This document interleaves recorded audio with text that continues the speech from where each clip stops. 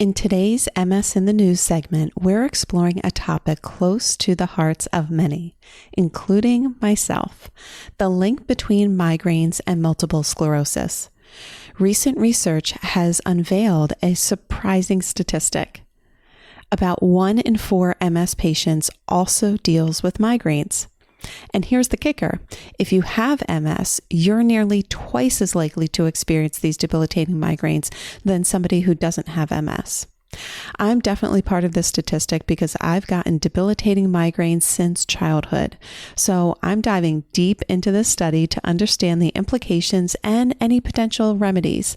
And of course, I'll share many of my own stories and insights. So let's dive in. I have a question for you. Would you like to feel more organized, efficient, and productive despite MS brain fog and fatigue? Join my 5 days to focus challenge at alenebrennan.com/focus. You'll receive tips that reduce overwhelm so you can think more clearly. You'll receive a simple system to stay organized throughout your day and easy to adopt self-care practices that support stable energy. The live challenge starts next week. Join at alenebrennan.com/focus.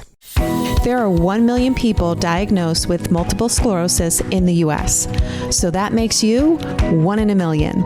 And you have a special purpose in this world that no diagnosis can take away from you.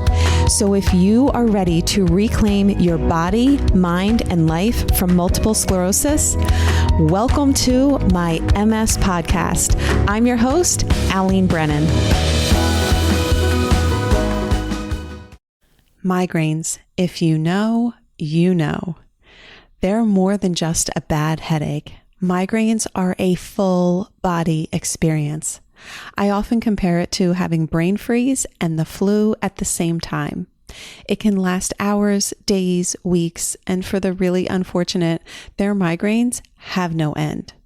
And what triggers a migraine for one person may not affect the next migrainer, and vice versa. So similar to MS, the migraine experience is unique to the individual and it can even change over time. What I didn't know and was shocked to learn from this recent article is that 1 in 4 people living with MS also experience migraines. Talk about adding insult to injury. One chronic condition is more than enough to handle. The combination just feels cruel, not to mention nearly impossible to have an ounce of social life because both MS and migraine can be incredibly unpredictable. Life with MS isn't easy. Life with migraine isn't easy.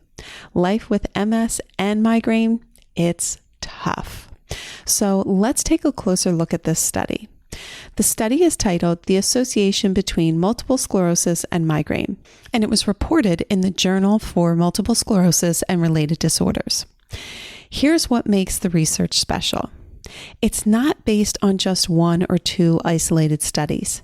It's a comprehensive analysis of 35 studies spanning from 1969 to 2023. That is 54 years of data covering 27,678 individuals with multiple sclerosis. So researchers from Iran reviewed all of this data to develop their findings. Here's a little background on the participants. The majority of them were women. No surprise there, given that MS tends to be less common in men. Women with MS actually outnumber men with MS nearly 4 to 1. And migraines are also more common in women versus men. So participants were mostly women. And their age ranged between 30 and 56. That also makes sense given the age in which you typically are diagnosed with multiple sclerosis. As for their health status, many had mild to moderate disability levels. And the main goal of these researchers was to figure out how common migraines are in the MS community compared to the general public. Here's what they found. Of those with MS, 24% experienced migraines. So out of all the people that they had in this study with MS, 1 in 4 got migraines. Breaking it down a little bit further, about 18% of them had migraines without an aura, while 7% did. If you're not familiar with an aura, it's basically like a heads up that a migraine is coming. Some people see flashing lights, others feel tingling sensation before a migraine starts. Now, if we take a step back and look at the general population, because as I said, the main goal of these researchers was to figure out how common migraines are in the MS community compared to the general public. So compared to the general public, those living with MS are nearly twice as likely to get migraines. To sum it up, if you have MS, you likely have a higher migraine risk. These results weren't especially surprising to me because I have lived this firsthand. I also work with a lot of clients in my nutrition coaching practice who are living with both MS and migraines. What was disappointing about the research is it doesn't go much beyond the fact that the MS community is more likely to experience debilitating migraines. But the real question is why? And what can we do about it? They don't directly answer either of those questions, but that's the information that would be most valuable to us so that we can best manage migraines. So I'll share a little bit of my own personal experience with migraines and what I've learned over the years living with migraines and studying nutrition. First, if you're like me, you may think that because you're already seeing a neurologist for MS, that they can address your migraines as well. I mean, a neurologist is who you see for migraines, right?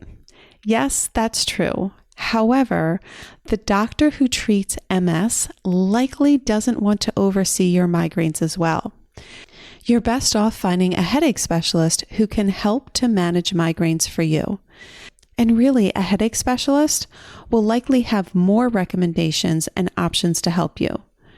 With migraines, there's so many medications on the market to consider. It's far different from the experience of living with MS, where your options are so limited. Migraines have so many options, it can be overwhelming to decide which is the best one for you. With migraines, there are prevention medications as well as rescue medications to help get you out of a migraine once it starts. Headache specialists can also help you manage other symptoms that often come with migraines, such as nausea and vomiting. So in my opinion, the first stop is finding yourself a good headache specialist to discuss medications and the different treatment options. Next, I have found that it is far easier to prevent a migraine than it is to stop an active migraine. In my experience, there's very little outside of medication that can stop a migraine once it's started. That's why my first tip is to meet with a headache specialist. That said, there is a lot that you can do to prevent migraines, or at least reduce the frequency and intensity of migraines. Now, if you've ever looked at a list of potential migraine triggers, it can be overwhelming. The food list alone looks like the inventory list of the grocery store. It looks like just about every food is listed as a potential trigger for migraines. Again, it's overwhelming, I know. This part is not easy, but it's 100% worth it. Doing an elimination diet is one of the best approaches to take. Now, if you're not familiar with it, an elimination diet is where you eliminate all the potential triggers from your diet for a period of time. Then you reintroduce them one at a time to see which foods may trigger migraines for you. It's not the easiest diet to follow, I will not lie to you, but that's also why I don't recommend doing it alone. I coach a lot of people through this diet because it's pretty involved. But to walk away knowing which foods are the greatest culprits to your migraines is so empowering. Because as I always say, nothing tastes as good as being healthy feels. But of course, food isn't the only trigger. That's just the beginning.